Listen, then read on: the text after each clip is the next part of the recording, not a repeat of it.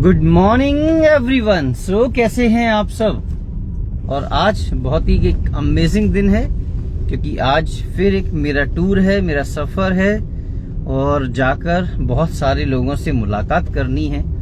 उनको बताना है कि परिवर्तन फ्यूल स्टेशन क्या है, इस परिवर्तन फ्यूल स्टेशन में आकर आपकी जिंदगी कैसे बेहतरीन हो सकती है, कैसे ट्रांसफॉर्म हो सकती है, जैसी हमारी हुई है वैसी ही आपकी हो सकती है। बस करना वही पड़ेगा जो हमने किया है। एक्चुअल में क्या है, लोग पाना तो वो चाहते हैं जो कोई नहीं पाता, लेकिन करना वो चाहते हैं जो सब कर रहे हैं। समझे इसका मतलब? नहीं समझे, समझाता हूं। अगर आप सिर्फ वही कर रहे हैं जो दुनिया कर रही है, आपको वही मिलने वाला है जो दुनिया को मिल रहा है। आप वो पाना चाहते हैं जो किसी के पास नहीं है, आपको वो करना पड़ेगा जो कोई नहीं कर रहा।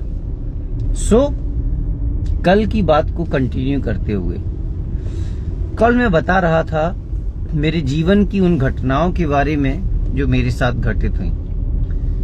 मैंने 1999 से लेके 2016 तक बहुत सारे काम किए, बहुत सारे ट्यूशंस, टीचिंग स्कूल में, फिर उसके बाद मैथ्स, फिर उसके बाद ट्रांसपोर्टेशन, डंपरबाजी, फिर उसके बाद कॉन्ट्रैक्टरशिप यानी building construction, tower construction, electricals, बहुत सारी चीजें की। और फाइनली एक ही निष्कर्ष पे पहुंचा कि सारे प्रोफेशंस में हम अगर किसी चीज को दांव पे लगाते हैं वो है हमारी सेहत। हम कभी उसे प्रायोरिटी पे देते ही नहीं। मैंने भी कभी नहीं दिया, कभी नहीं। लेकिन जब हम अपने शरीर को प्रायोरिटी नहीं देते, जब अपने शरीर को तवज्जो नहीं देते, एक समय ऐसा आता है जब हमारा जो शरीर है वो भी हमको तवज्जो देना बंद कर देता है। और वही समय आया जब हम सितंबर 2016 को बॉम्बे घूमने गए और वहां हमें समझ में आया कि हमारी जिंदगी किस मोड़ पर पहुंच गई है, हमारा शरीर किस खतरनाक स्थिति में पहुंच गया है। हम लोग उस समय दवाइयों के सहारे ही अपनी जिंदगी काट रहे थे। शरीर में कहीं यहाँ दर्द, सीढ़ियां चढ़ना, पैदल चलने में सांस फूल जाना, रात को चैन से नींद नहीं आना क्योंकि एक तो शरीर साथ नहीं दे रहा, दूसरा फाइनेंशियल क्राइसिस, लाखों रुपए का कर्जा सर पे था जो बिजनेस वगैरह किए उनकी वजह से, क्योंकि समझ में ही नहीं आता था कि इन सब से कैसे उभरें। और इस तरीके से जिंदगी एक ऐसे मोड़ पे आके खड़ी हो गई कि कई बार हम दोनों ने सुसाइड करने का भी प्लान किया। लेकिन कहते हैं कि कोई होता है जिसकी वजह से हम वो नहीं कर पाते, और वो था हमारा बेटा। हमें लगा कि हमने इसको जन्म दिया है, अगर हम सुसाइड कर लेंगे तो फिर इसको कौन संभालेगा। और उसके मोह ने हमें वो कदम उठाने से बचा लिया। हम लोग रात रात भर कई बार रोते थे, क्या करें, कैसे करें, कैसे निकलेंगे हम इस परेशानी से। ऊपर वाला कोई तो रास्ता दिखाए।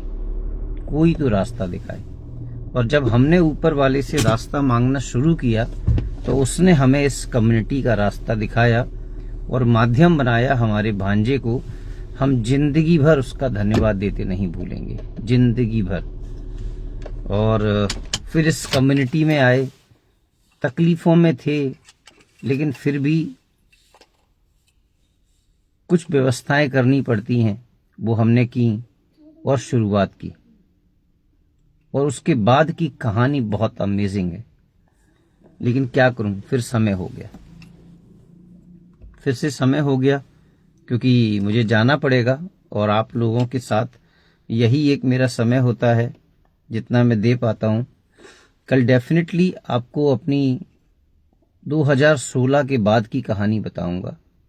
उसमें भी बड़े उतार चढ़ाव हैं और उन उतार चढ़ाव के साथ जिंदगी बहुत एंजॉय के साथ निकलती जा रही है। हम लोग बहुत एंजॉय करते हैं, अब जहाँ जाते हैं वहाँ एंजॉय करते हैं, नहीं जाते हैं तो जाने के बहाने ढूंढ लेते हैं, लेकिन बस प्रयास करते हैं कि खुद खुश रहें और दुनिया को खुश रहने का एक तरीका सिखा पाएं। तो डेफिनेटली कल मैं बताऊंगा कि क्या हमारी लाइफ में चेंज हो गया है। सो तब तक अपना ख्याल रखिएगा। धन्यवाद। कल सुबह फिर से इसी समय मुलाकात करेंगे।